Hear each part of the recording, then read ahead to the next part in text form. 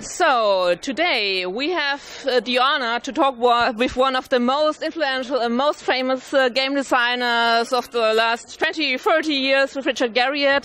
It's a pleasure to have you here. Thank you very much for being with us here. And to start, I have something brought with us. Do you remember this guy?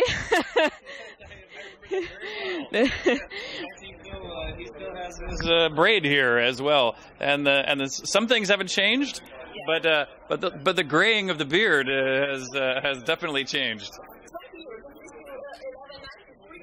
Yeah, and of course also other Origin games too: Pacific Strike, Privateer, Ultima 8. Yeah, wow, it was indeed. That's great. So, what has changed since then, since these days? Well, you know, our industry is such that while there's lots of change, there's also lots that's remained the same.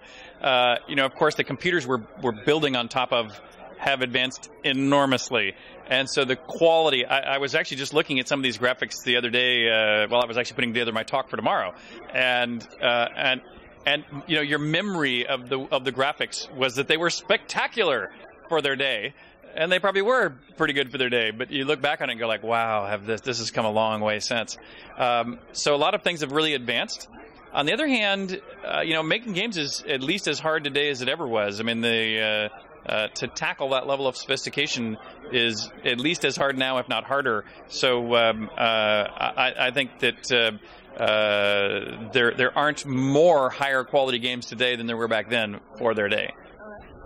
So you have conquered space, you have been deep in the ocean, you have been in the Antarctica. So now you're back in games, where everything started. Why that? Well, I don't feel like I've ever really left games. I actually think that the thing that I am most passionate about in life is exploration. And that is exploration of the physical world in which we live, space, deep sea, Antarctica. It's exploration of history. I'm an avid consumer of science and history of our existence here in reality. And I'm also a rabid consumer of the virtual worlds other people have created. And so I find creating virtual worlds and even creating haunted houses and other physical versions are part of that same passion for exploration. So, you showed to advertise your first Kickstarter project. We have used Kickstarter. There are so many projects on Kickstarter. Some are extremely successful, some fail. You're extremely successful. What is the main thing you have learned in the last couple of months to be successful in Kickstarter? And what have you learned from Chris Roberts and his campaign? Well, we learned a lot from Chris. So Chris is a good friend. We worked together, obviously, for many years, you know, going back right here. We were working together very closely right here. So the fact that he did one that was even more successful just before us gave us a good opportunity to kind of sit down and explore with him what he had learned. And even now, if I were to go back, all of us will pass on to the next generation, so to speak, the next followers, great new things. And what we learned from Chris were things like to announce, you have like a countdown timer before you started, to be doing live broadcasts through the entire time, to make sure you had plenty of art and demos that you can be doing. And if I reflected on what we did do, which I think I'm very pleased with what the team was able to pull off, but I would say I would do even more of all those things. I would have stayed on, in hindsight, I would have started day one with a live camera basically on 24 hours a day, talking to the audience 24 hours a day, because you have to realize that any one person might only drift by at one moment in their life. And unless you are there to catch them right as they come by, they might take a quick peek and then wander off before you get a chance to really pull them in. So Kickstarter seems to be a lot of work. There are 25 different pledge types. The community expects updates every day, competitions, videos, something. Doesn't that distract you from making the actual game? It could, and that's why we have one employee whose job it is to keep tabs on the community. But also, we're getting design help directly from the community. Very important, very valuable direct design help. We're even going to be opening up to the community to contribute art into the game.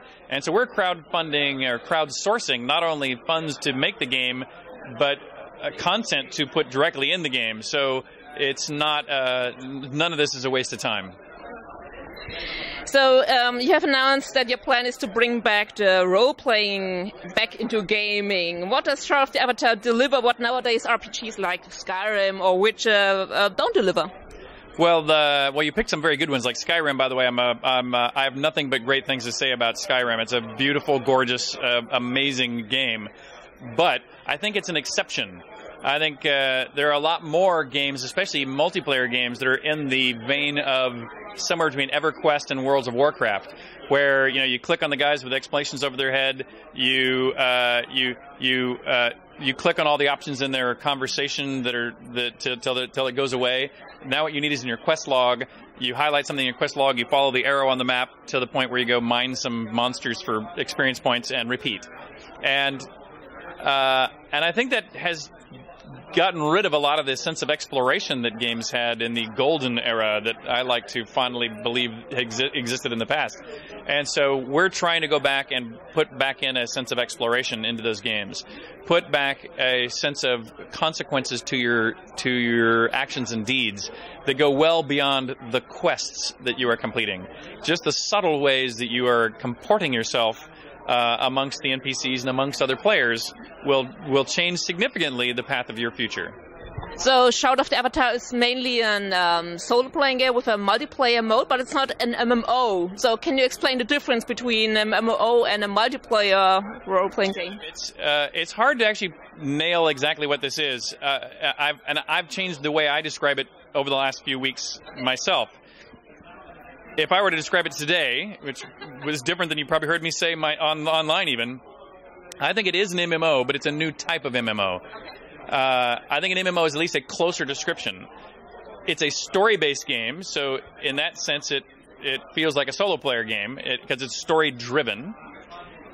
It is multiplayer, and you can meet anyone and everyone who's playing, but you'll more likely meet the people who you already know, the people who we import from any friends list you're willing to give us any indication of.